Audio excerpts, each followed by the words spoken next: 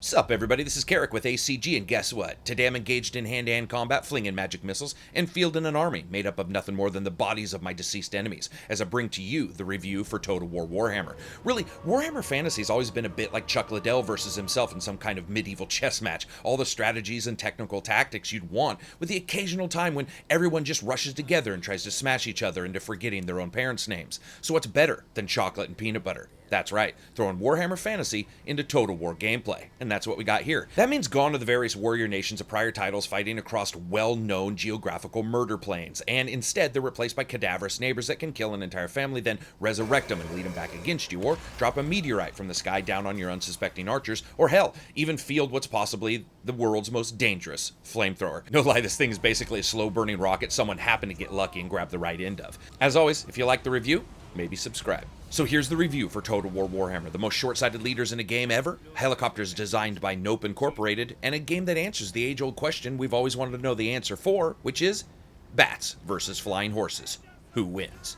Graphics are up first. When you think about it, there's really just accurate representation, and then there's somehow climbing into the artist's ear holes and seeking out whatever vision is inside of his head, and I have to say the developers are hitting on all three cylinders of their damned Dwarven gyrocopters, from the mammoth slow steps of a giant crunching and deforming the ground, to the occasional fire-covered forces of humans under the dead-eyed dicked aim of Dwarven artillery. Every single character, racial type force, and magical force field are perfectly done here, and in the middle of a massive match with hundreds facing off against hundreds, Warhammer almost paints a picture with this graphical presentation. It is that good. Now, each race is individually defined with all manner of assorted enhancements to bring them to life, and gone is the this group is different from this group because we say so kind of design.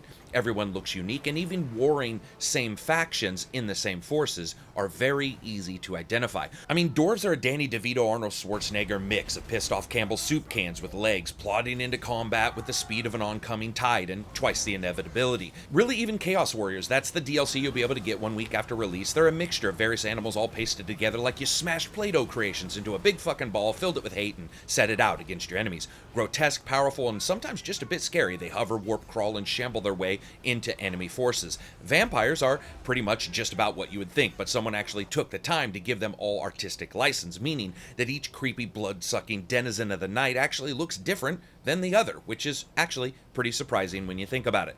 With, of course, humans and orcs rounding out the stable of death-dealing deviants, and though they fit more towards the closely defined artistic standards I think we'd all expect, the work done here is excellent, makes them look unique, and that means that humans are led by men encased in gold masks like sun gods, and orcs, well, actually, orcs are exactly as you would expect, but I've always liked Warhammer orcs, so in the end, those look cool too. I really can't easily express that feeling I got of watching a Pegasus wheel into these churning winds of a chaos tornado storm somebody had cast, and they pinpointed the weakness of an enemy force and dropped to the earth like an "it's your time to die" message from God in horse form. Or that first time I was battling orc fodder when a massive spider entered the fray and its legs started kicking up the dirt and blood of my men that it had churned to paste just a moment ago with ease. Scale, speed, and sense of connection here are all absolutely top-notch, and only a few times did something seem off. Now, strangely enough, this was usually revolving around the walking titans in the game known as heroes. These men and women, almost encrusted with this staggering amount of detail, unleash massive spells and wade through your foes like portable murder factories. The problem is, occasionally when two of them meet up, it's like the game gets scared and says, man, I'm not sure the world can handle all this awesome, and characters start to slip and slide past one another. Or worse yet, if one's on a mount and the other one isn't, you can get this weird kind of fantasy road rage incident where a Chaos Warrior is pushing a dwarf like a forward digger on a backhoe, just plowing through the mud and muck without really doing much damage, but really giving the warrior something to write home about when they get out of battle. To wrap it all up, though, you just have to look at the particle effects and lighting and notice just how great this game looks. Debris rains down in multicolored burning bits, necrotic fog billows around the feet of humans that are about to see the worst end of a horrible case of athlete's foot, and when two armies full of archers block out the sun with arrow fire, it's these epic moments where you might be too busy saying, damn, to actually do something. Now, with a GTX 980, I was getting close to 60 frames per second on Ultra at 1440p, and changing a couple options like, of course, shadows, lock that down. Now, if you're in the multiplayer section, and you get 2 or 3 armies per side, and you crank up the amount of money so you can get these massive armies, you can drop the frame rate to single digits easily. But that's sort of like saying, hey, look, Warhammer Total War looks awesome, so it'll still look awesome when awesome isn't awesome anymore. Those size of battles are only available to be created in those particular areas and modes, and never showed up in the campaign, which was rock solid. Sound, music, and voice.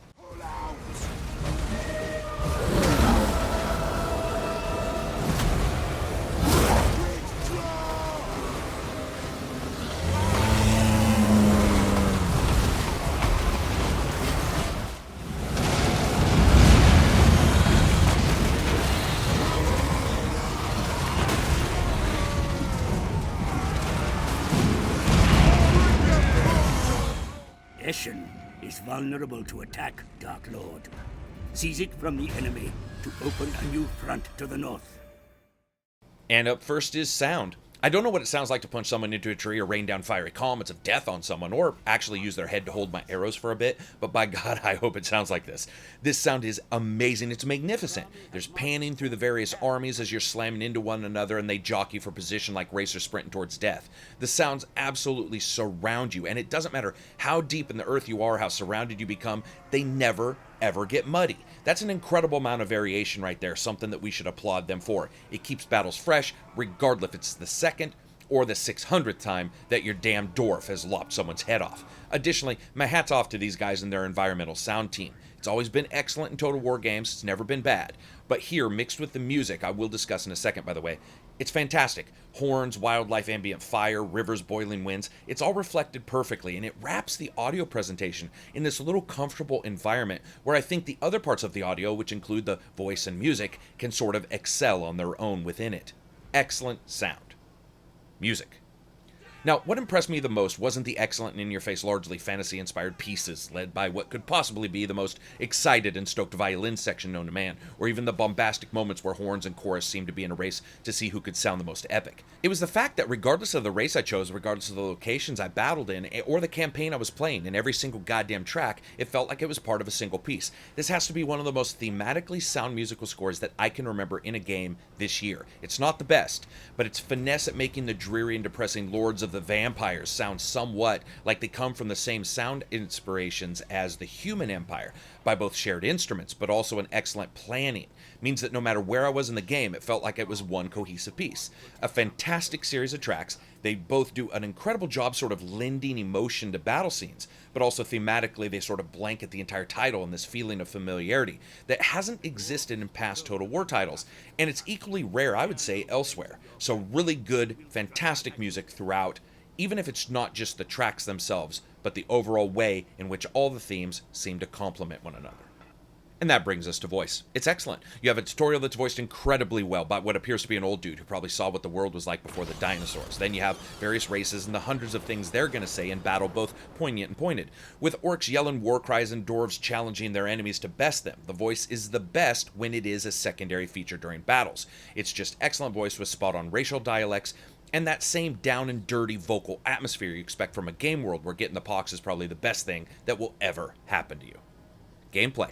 Total War has always worn its success pretty proudly, a mixture of very strategic options within a worldview backed up by those moments when someone somewhere won't take no for an answer and you're left with that one alternative, which is to cut through his forces like a damn human lawnmower. Total War still has an incredibly long campaign mode, of which there is one for each race, lengthy drawn-out mission-filled campaigns with occasional attempts of you and your opponents trying to turn one another into eraser marks on a family tree. And of course, what does that mean? That means you're going to be sprinting around the overview screen, burning down villages, raising towns, upgrading citadels, extending your nation's influence, and usually just lying your ass off in negotiations. While most of that gameplay is unchanged in the overview, various themes have been somewhat altered. At first, very little is going to appear to have changed or surprise you when you look at the overland screen, and for the most part, aside from the fact that some options have been a bit pared down, not a lot has changed when it comes to the clickables. It's when you start noticing how much each race impacts the various strategies that Warhammer begins to blossom into something truly epic. You see, the advent of fantasy races really has elevated the feeling of uniqueness that goes with the campaign.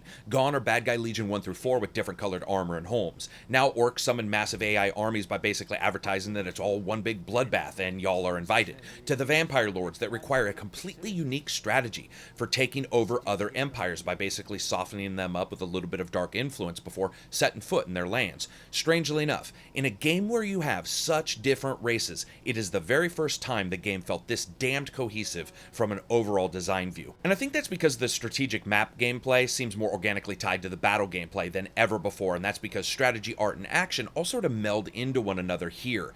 First, there are the heroes, who can be recruited and will go around wreaking havoc on enemies in both hilarious and numerous ways, and who carry with them a bevy of skills, bonuses, and just badass abilities. They change up the overland map gameplay, as do their race types, here with vampires fighting chaos legions, battling out with long-memory dwarves who hate the orcs, who want to kill the humans because not killing stuff is just sort of boring. In past Total War games, many times it always felt like the overland map was a little bit sedate, an almost antiseptic presentation that was excellent for control, I thought, and overall schematic understanding, but it sort of burned away the moment you leapt into battle. In Warhammer, the two seem more intrinsically intertwined, and there's a flow through from meeting to diplomacy to watching shit go wrong to war being declared to taking your same people from the overland map into war and watching them wade into battle like enemies are just fat piñatas someone's left out after a party. Now, what does that mean? Well, that's actually a good question, and some things that it means are that items are removed from the sandbox. For example, some races flat out hate one another, and you're going to find some actions restricted because of those kinds of things. While this is still a sandbox, it is Warhammer's sandbox, and playing in this world and in this fiction means that you play by its rules, and when it comes to those who hate here, some of that shit's set in stone. So while that might be set in stone, the rock, paper, scissors kind of gameplay is not. Instead, someone snuck in and added dynamite, shotgun, and whirlybird to the calculation. Each of the race's basic forces seem to have just enough bent, just enough twist within their tactics that they feel like it adds some kind of mystery to how things are going to work out. And as upgrades are doled out and heroes leveled up, suddenly you can have swordsmen sprinting across fields like they're on horseback. And the number and form of the units means that fielding different races' armies feels absolutely unique, with a large number of discrete character types making up those ranks. It's excellent stuff, and the addition of magic means that all of these manner of new tactics need to be sorted out. Gone is horsemen against spearmen. Now it's flying horses versus giants versus spiders that apparently took Get Good to heart versus dwarven tanks. In fact, in past games it was always a bit difficult to really feel the differences between groups or clans aside from their respective bonuses. Here it's not only represented far better in the gameplay, but also in the design graphically. Where the game excels is in the exaggerated energy of its overall campaign view, though, and it's something that needs to be spoken about. With long drawn-out strategies working well, but they're made up of far more give-and-take, tit-for-tat, win-for-loss type of gameplay than I ever experienced in past titles. While I enjoyed my time with the past titles after playing Warhammer, I realize now how much of a smoothed out and lack of true passionate gameplay affairs those are. In Warhammer, aggression and violence are their own reward in the end, and there's a unique undercurrent of harshness to almost everything you do. Just building up and tearing down forces and fulfilling gameplay missions are the name of the game here, and you can feel that. And the idea that in a world torn apart by war, wielding a huge and capable army for long periods of time would be an almost impossible task. But instead of saying that to you, you play through it. Additionally, due to how the races interact with the world, like the dwarves needing to pay back slight for slight or the orcs' constant need for battle lest they implode like a high school team during bye week, it all feels organic and natural, and instead of telling, they show. Throughout the entire time, the violent-filled peaks and valley-style gameplay isn't presented in this frustrating fashion, but instead it's sort of this organic fielding of elements of manpower, loss of manpower, retreat to get more manpower, how far can I press my luck with my current manpower kind of gameplay. It's like the world's most violent business school. Multiplayer is also awesome. It's laden with maps to play and various ways in which to engage with team group ups and AI being able to be added to some of those games. It's an excellent affair, and the number of maps plus the unique class types means that some of the first few weeks, I think, are going to be epic as people try to figure out unique new combinations that just do not have any kind of equal in the prior titles, and to me, that is incredibly exciting. No lag was noticed at all, and once again, you have a number of options to choose from. Now guys, that doesn't mean I love everything. A couple times while battle, something just bugged out. I had one hero go up into a battle with one squad of archers, just one, and I defeated 3,000 enemies, men on horses, spearmen, or even their leader. It happened a couple times, and though my heroes in the game are badass, they aren't that good. Also, I really wish the campaign had a bit more narrative, like true story grit to it. I would have loved to have delved into the various racial histories and political intrigue and played some of those aspects within the overall title, because there is some attempts at story there. Have those fleshed out, man, I would have bit into this. Also, while I like the UI and I usually know where I was going and who was doing what, I'm still a bit perturbed by the camera's limitations and would have loved to have had a far larger span of freedom. Also, while there's a lot that plays out the same here due to the fantasy being presented, a good number of preconceived notions about how battles might play out or units might engage one another would just flat out be wrong. Now, this isn't a negative, though I mention it here in the last bit of the gameplay part of the review. It's just a warning that these guys have fully impressed this fantasy into the gameplay itself, and you got to get accustomed to that, because if you try to win with your same old tactics, in some places it's going to work, and in others you are going to absolutely get destroyed. And of course that brings me to fun factor. It's awesome. It is absolutely my favorite of these games ever.